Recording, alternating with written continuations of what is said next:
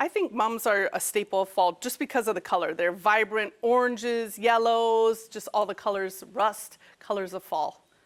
Summer flowers are fading, but mums, they're in full bloom. They look great on the porch, but the trick is keeping them alive once the nights get cold. But mums aren't the only option. We got like rudbeckia, there's kale. Now the kale is very cool because it takes a really hard frost, and as it cools, all these veins in the plant get more vibrant. There's echinacea and like heuchera. That will hold up to a frost as well, because the whole idea of the fall planting is that it's cold tolerant. As the nights get colder, mums and other fall plants can handle a light frost.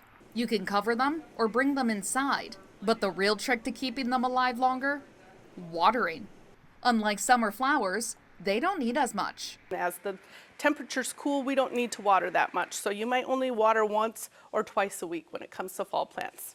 And it's best to buy mums while they're still in bud. We see them often at the grocery store and stuff, and they're bloomed, fully open.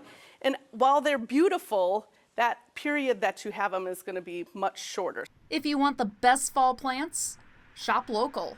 This is the time to buy your mums, and it's always important to shop local and support those local businesses. And if you want to get creative this fall, but need a little help, Roots on 9th offers tons of workshops this season and beyond. So we have a fall planter workshop coming up this Saturday the 20th at 10:30. It includes a bushel basket and soil, and then of course our holiday classes, wreaths, holiday planters, kissing balls, lots more to come. With a little care, mums and other fall plants can keep your yard colorful well into the season.